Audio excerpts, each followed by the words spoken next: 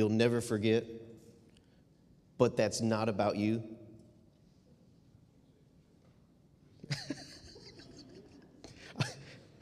I did hear you, but I'm not going to say what you said.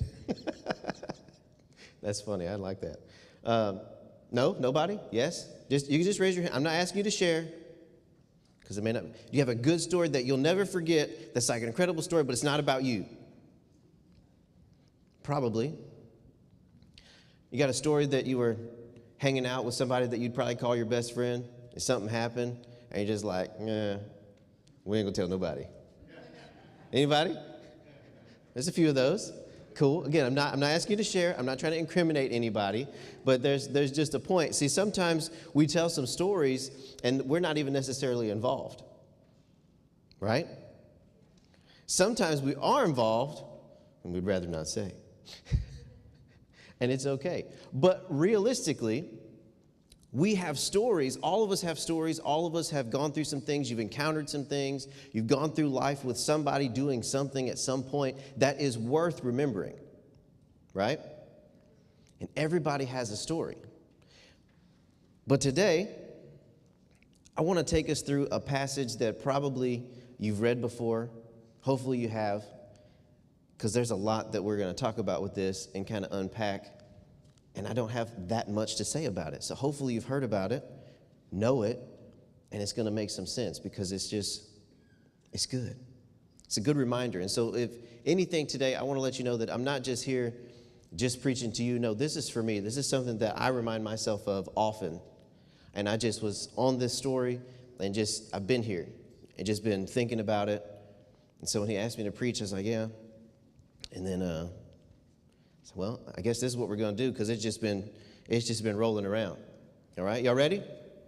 Okay. All right, so we're going to go to Matthew chapter 16. Matthew chapter 16. And at this time in the Bible, we see Jesus doing a whole lot of things, and Jesus is teaching his disciples different things, and he's telling them about the Pharisees, the Sadducees, and all the religion type stuff that he's not about, right? It's all the fake rules and traditions and things that they're trying to uphold, and Jesus is trying to teach his disciples some actual truth about the kingdom. And they just ain't getting it. Every time he asks them something, they're just confused, and they're like, what's he talking about? He talking about some bread? We didn't bring bread. Jesus, we didn't know we had to pack a lunch. And Jesus looks at him, he's like, what's wrong with you? I wasn't talking about bread. Okay? And then he has to explain to them. So then he's having a conversation with them. And I think maybe because of the questions they had been asking him, he had been thinking about what they were thinking. So we pick up Matthew chapter 16, and we're going to go right to verse 13. It says, when Jesus came to the region of Caesarea Philippi, he asked his disciples, who do people say the Son of Man is? All right? Y'all seeing that? He asked them, who do people say that the Son of Man is? And they replied, some say John the Baptist, others say Elijah, and still others Jeremiah or one of the prophets. In verse 15, but what about you? But what about you? This is where Jesus is flipping this. It's going from somebody else's story to, hey, what about you? Who do you say I am? Which is interesting because it's not exactly the same question. He said, who do people say that the Son of Man is? And they answered, some people say this, some people say that. And then Jesus said, okay, but what about you? Who do you say that I am? All right? Simon Peter answered, you are the Messiah, the Son of the living God. And Jesus replied, blessed are you, Simon, son of Jonah, for this was not revealed to you by flesh and blood, but by my Father in heaven. And I tell you that you are Peter. And on this rock I will build my church, and the gates of Hades will not overcome it. I will give to you the keys of the kingdom. Whatever you bind on earth will be bound in heaven, and whatever you loose on earth will be loosed in heaven. Verse 20, probably the most confusing verse of this whole section. Then he ordered his disciples not to tell anyone that he was the Messiah. There's a whole lot happening in this little section that really can all be summed up with one question, and it's the title of my message today. What about you? What about you? Because Jesus is hanging out. Now, again, we're looking into just a snapshot of the life of Jesus and his disciples. They would go someplace, Jesus is teaching them, he's teaching the people, and then he spends a little more time with them, and he tries to explain something to them about the kingdom. And today he decides to ask, hey, what do people say? And then he says, but what about you? What about you? And I think it's the same question that he's asking us today. What about you? And again, this is something that I come back to a lot. What about me?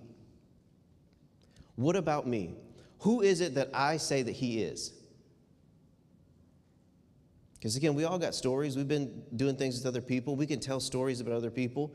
And sometimes, I don't know if you guys are like me, but you hear somebody talk about something they've been through and like God showed up and you're like, oh, that's amazing. You're like, but I've not been through that. And so then it makes you wonder, like, do I see God that way? How would I describe God? How do I tell someone who he is? And I think what's super important is his conversation with Peter is not just, hey, who do you think I am? And then Peter answers and Jesus is like, cool. Good answer. Which is rare for Peter to have a good answer. But he's got a good answer here. And Jesus says that he's blessed. And then he says he's going to call him Peter. And then he says he's on this rock, he's going to build his church. Jesus is saying all kinds of things. And it's like, why here? What are you trying to say, Jesus? And again, I think it's because he saw something in Peter that maybe they hadn't talked about before. For the first time, Peter's actually answering not like, hey, how does Jesus want me to answer this? But something inside of Peter in this very moment clicked that the guy that he's been hanging out with, the man that he's been spending time with, the man that he chose to follow through anything, quit his job and said, I'm going to follow you. It's finally clicking with him that he's not just some really good dude. He's not just some ordinary guy. He's not just some guy that's going to run for mayor and change the place. That's kind of what they thought at the beginning. When you think about it, they want him to take over the Romans, right? And so they're just pumping him up and like, yeah, he's awesome. And then Jesus starts doing stuff and they're like, we're confused. But in this moment, he realizes that it's not about that. It's not about Jesus taking over where they are currently. He realizes that with Jesus, there's something spectacular and something so amazing that he understands that this guy is not just a man. He is, in fact, the Son of God, the one that we've been waiting for, the one that, we've been hanging out around the Pharisees and Sadducees. They don't even understand who the guy is. And Peter says, you are the Messiah. You are the Messiah. And again, we can go through life and we can hear stories of people getting touched by God, and that's amazing. But who is God to you? Who is God to you? What about you? Who do you say that he is? Because I got some stories about different people in my life. I know Pastor Ronnie pretty well. Me and him go back a ways. I was probably 7 years old. He says 4. I don't think so. I don't think we were at Thibodeau at that time, but I think somewhere between 4 and 7 years old is when I first met Pastor Ronnie. And he remembers that, and I remember him. And I also remember hanging out at his house. And man, there's stories that we could get into, so stuff that happened. One time I thought I broke my tailbone. And it was so funny, and it was just me and him, that we were laughing. I couldn't even walk, and we were just laughing. It was great. It's a youth pastor story. What happened at the house? Something about hanging upside down from a door frame is probably not a good idea. but it was fun. Now you're intrigued, right? Yeah, I know. It's awesome. And I know Pastor Ronnie. I know him well. I could say some things about him. And there's other people in the room that I could say, hey, we've gone through life. We had this experience. I could talk about that experience. And then when we get to God, sometimes we have a hard time with who is God? Who is God to me? It should be almost as easy as talking about the first time you meet Pastor Ronnie. Well, hey, listen, the first time I encountered God, this is what I was going through, and this is who showed up. What about you? Who do you say that he is? Because Jesus is not so much concerned. We didn't see an extra response about what the people were saying about Jesus. He asked them, who do people say I am? They answered, and he skipped right past that. Didn't care what anybody else was saying about it. He made it personal and said, Peter, who do you say that I am? I'm not so concerned about what everyone else has to say. I'm concerned about you. What do you have to say about me?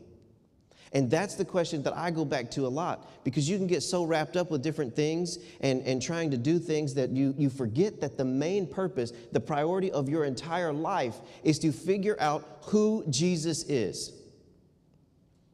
And the only way that you can really answer that question, what about you, is if you spend time with him. You can go to church, you can read the Bible, you can hang out with other people and talk about him. But if you're not spending time with God, with the Messiah, to learn who he actually is and what he wants to do in your life, then you're missing the point. You're getting close to it, but you're not there. You've got to understand that he wants you to know who he is. And when Peter says, hey, this is who you are, Jesus immediately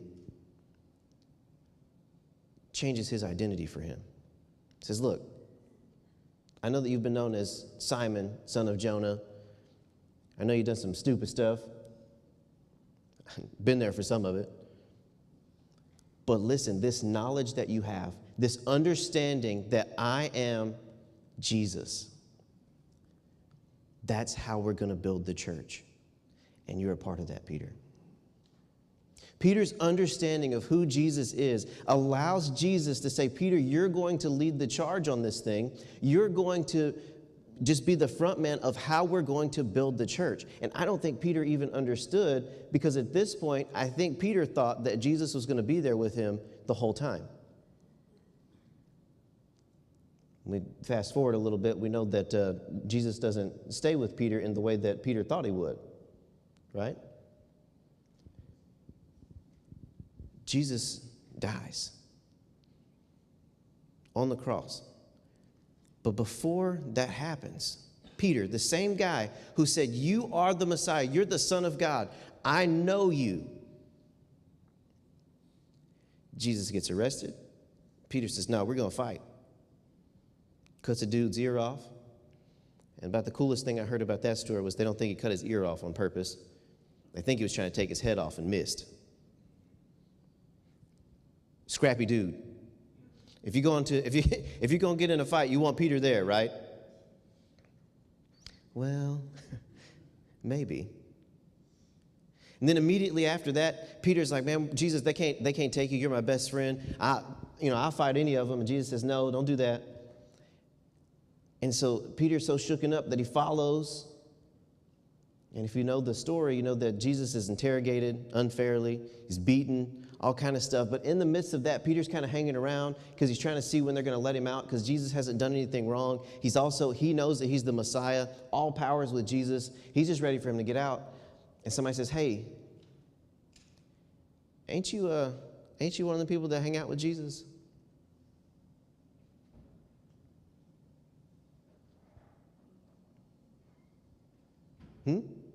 Ain't you one of them people that hang out with Jesus? Same guy that says you're the Messiah. I'll fight for you. Somebody says, hey, aren't you his friend?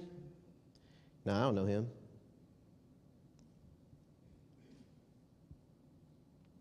And sometimes we give Peter kind of a hard time with this. And you say, well, rightfully so. Peter spent time with Jesus daily. Daily. Jesus, as the man, saw him, hung out with him, ate lunch with him. I would say he stayed at his house, but Jesus didn't have a house, right? Lived life with Jesus.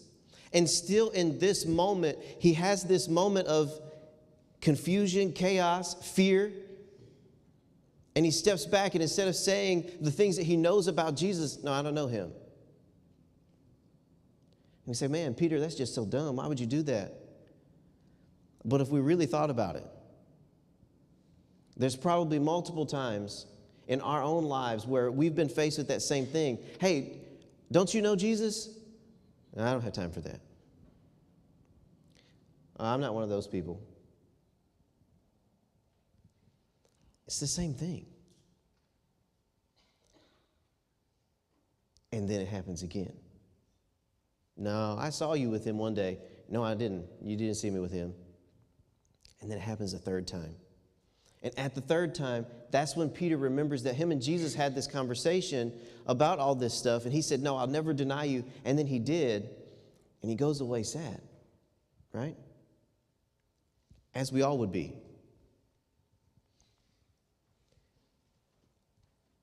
But Jesus still has a plan for Peter. The story doesn't end here. The story is not just this really sad story of this guy that used to know Jesus and then decided that one day, no, I don't want to follow him anymore. He remembers all the things that Jesus had told him, all the things Jesus had taught him, and he says, you know what? I'm going to stay. So after Jesus dies on the cross, he's resurrected, and for a couple days he's walking around, right? And it's interesting because a lot of times it talks about that people didn't recognize him because he looked different. But then you go to John, go to the book of John, and Jesus shows up where the disciples, including Peter, were fishing. Because Peter, at this point, they done killed Jesus. He's real sad about it. He doesn't know what to do. He goes back to what he was doing before, fishing. And then there's this dude shows up on the beach, and he's like, hey, bring some fish. And immediately it says that they didn't even have to question. They knew who it was. They knew it was Jesus. John chapter 21, verse 15. When they had finished eating, Jesus said to Simon Peter, Simon, son of John, do you love me more than these? Yes, Lord, he said, you know that I love you. Jesus said, feed my lambs. Again, Jesus said, Simon, son of John, do you love me? He answered, yes, Lord, you know that I love you. Jesus said, take care of my sheep. The third time he said to him, Simon, son of John, do you love me? And Peter was hurt because Jesus asked him the third time, do you love me? He said, Lord, you know all things. You know that I love you. Jesus said, feed my sheep. Verse 18. Very truly I tell you, when you were younger, you dressed yourself and went where you wanted. But when you are old, you will stretch out your hands, and someone else will dress you and lead you where you do not want to go. Verse 19. Jesus said this to indicate the kind of death by which Peter would glorify God. Then he said to him, follow me. Peter turned and saw that the disciple whom Jesus loved was following them. This was the one who had leaned back against Jesus at the supper and had said, Lord, who is going to betray you? When Peter saw him, he asked, Lord, what about him? Verse 22, Jesus answered, if I want him to remain alive until I return, what is that to you? You must follow me. Because of this, the rumor spread among the believers that this disciple would not die, but Jesus did not say that he wouldn't die. He only said, if I want him to remain alive until I return, what is that to you? Sorry, I didn't give you verse 23. I read a little extra. I'm sorry. It's at this moment that Peter realizes that Jesus could have easily just said, I'm done with you. You had your chance. I told you that you were going to be blessed. I told you that you were going to help me establish the church. I told you that what you knew was going to be so effective that all of hell couldn't stop the church. But you decided that you don't know me? And instead, he has a different conversation with Peter, and he says, hey, do you love me? Yeah. Then I've got an assignment for you. Do you love me? Yes, I have an assignment for you. Do you love me? Yes, you know I love you. You know all things. I've got an assignment for you.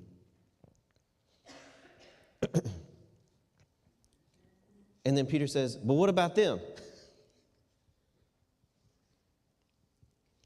If that doesn't sound like me, I don't know what does. You put yourself in there. I may not know you well enough to be able to put you there.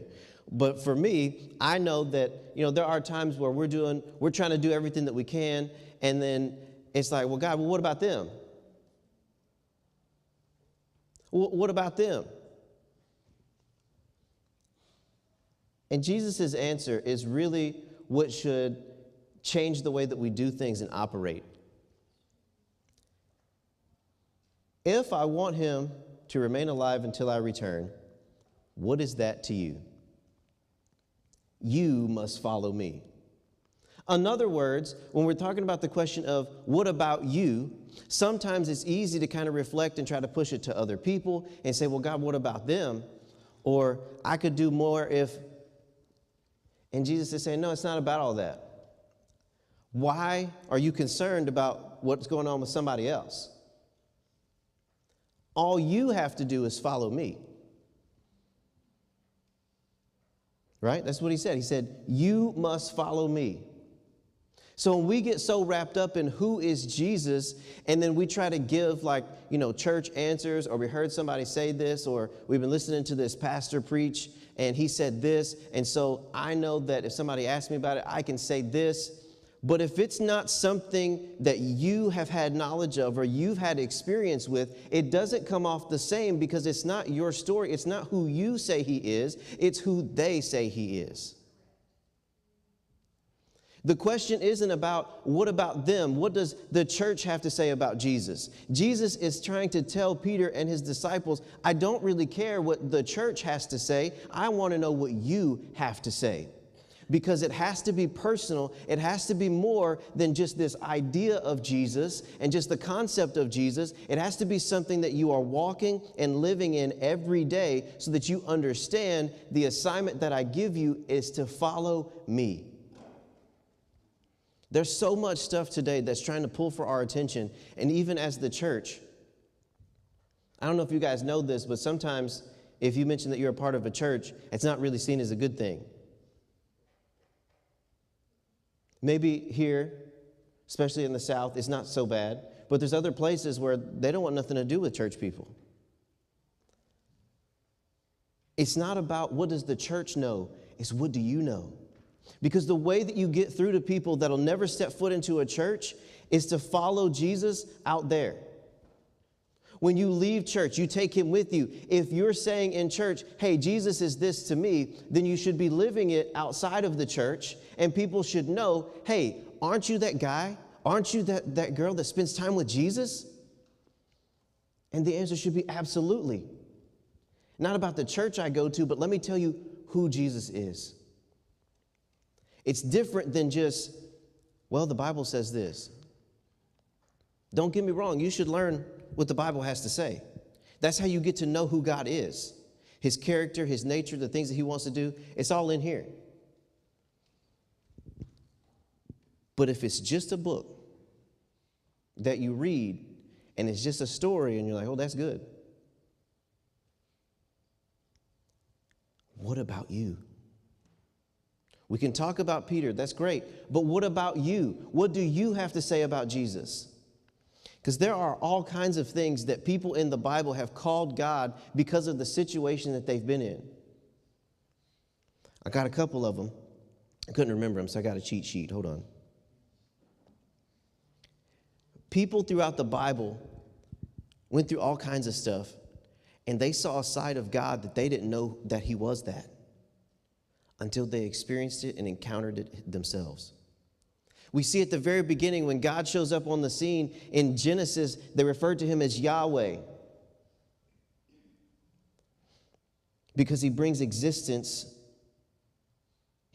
existence whatever exists. The creator, the one who does. Then sometimes they call him Abba, which means father.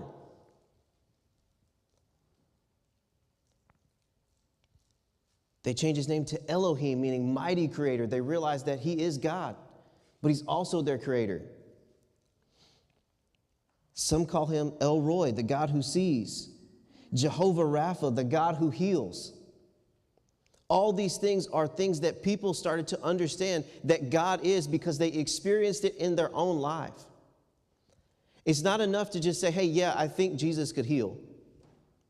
These people saw firsthand, no, God is my healer. Whether I'm seeing it or receiving it today, I know that he is Jehovah Rapha, the Lord who heals. And he will heal me because that's who he is. He's made himself known to me. It's much more than just saying, I think God can. Or I've heard a story in the Bible. When they're calling him this, it's because they're actively seeing him operate as this in their life, meaning that they are spending time with him, doing whatever it is that's happening here with Jesus, with God. And they see him in a whole different way. Jehovah Nissi, the Lord is my banner. We got Jehovah Jireh. We know that one, right? The Lord is my provider. And man, as cliche as it is, I think if I had to pick just one, I think it would be that one for me. God has provided for me in ways that don't make sense. And I'm not saying that I got the most stuff in here. It's not about that. But I'm saying that there's been times in my life where we didn't make a whole lot. We didn't have a whole lot. And everything got paid. Everything got done. It was there. How? I don't know. Except that I know that he's my provider. I can't make it make sense. All I know is that it happened. And so I can hold on to that. And so when that happens in your own life, and you say, well, hey, maybe that's where I'm at too. God showed up in a way that it don't make any sense. Then what's he going to do the next time? That's just one part of who he is. All of these things, there's all kinds of names of God because people saw him differently for the different situations they found themselves in. But what if he's saying, but even regardless of all of these things, what about you? Who do you say that I am? And that's the question. Who do you say that he is? That answer might be different today than it was last week. And that's okay, because you should be continuously learning, continuously spending time with him. You learn more about people the more you spend time with them, right? You don't meet somebody and learn everything. It takes time. Who is God to you?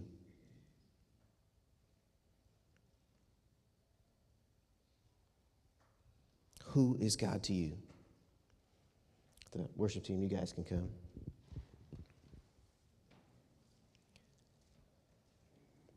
I know this is a little different than kind of the way I normally preach, but it's a question that's just been resonating with me. And I know I've said it if I've said it, 50 times, it's okay. I want you to remember this. Who is God to me? What about you? What about you? Going to church, reading the Bible, those are great things. Do that. Keep doing that. But you've got to make it personal. You're going to have to connect the dots. It's not just enough on Sunday morning to hear it Wednesday to hear it and say, that's okay, I got it, because Pastor Ronnie says that God is this way. What about you? What about you? In my own life, again, this is a question that I'm coming back to constantly, because if I have trouble explaining who God is to me, then that means that I haven't spent enough time with him. If I can't say exactly who he is, then do I know who he is? I know what the Bible has to say about him. I know what pastors have to say about him. I know what church has to say. But what do I have to say about this guy who gave his life for me? Come on, it's got to be personal. We can't just let religion, tradition, things that we've learned before, patterns that we have, determine how we spend time with him or how we know him. There needs to be new depth, new discovery, new adventures with Jesus. Yesterday's Jesus is not enough for today. Jesus, a relationship with Jesus is progressive. That means it's growing. That means it's growing. That means it's getting deeper. It's understanding more and more the more that you spend time with him. And the more that you get to know him, the more that you realize there is more to know. Will we ever know everything? No, absolutely not. But you got to start spending time with him every day to make it personal. I don't want church answers. The world doesn't want church answers. Well, the church said this. We went to Sunday school and we learned this. They want authentic, real examples in your life. The way to be a witness is not just to say, well, the Bible says this, the church says this. No, listen, this is how I've lived it out. This is how God showed up in my life. If I'm going to be a witness, it better be an eyewitness account, something that I witnessed and I get to tell somebody about that he did for me. I'm not saying you can't use stories. I'm not saying you can't use somebody else's thing. But what I am saying is that you shouldn't use other people's stories about Jesus more than you use your own. You have a relationship with Jesus. It is your job to take and do something with that. That's why he asked Peter, do you love me? Yes. And then he said, feed my sheep. Take care of my sheep. Feed my lambs. He gave him specific things. If we love Jesus and we want to know who he is, then just having one story about him is not enough. We have to get involved. If we know that he's doing some things and he's trying to connect with the community, then we need to be all about it.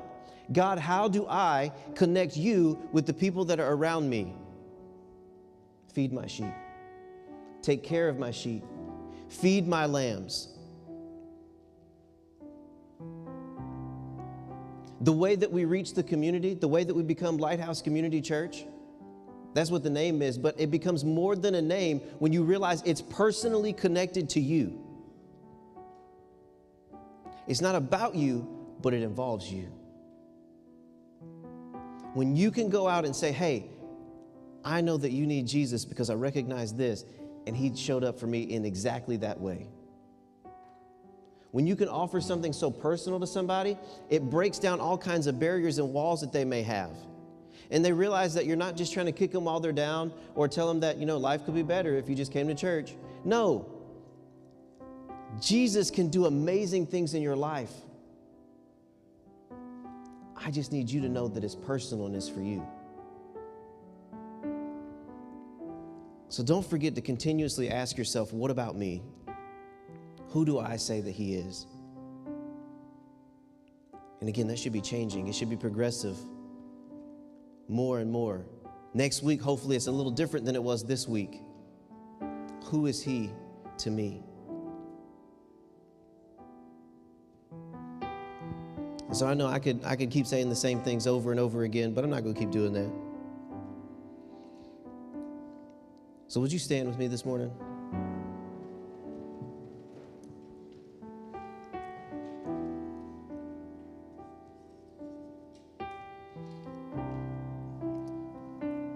If you want to encounter Jesus on a real personal level, to bridge the gap just between some teaching knowledge of Jesus, what you've heard about Jesus, and make it personal and actually connect those dots.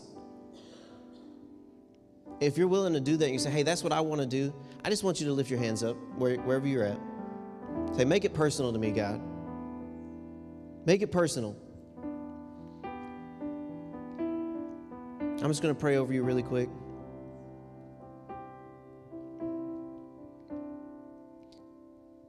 Heavenly Father, we just thank you for who you are.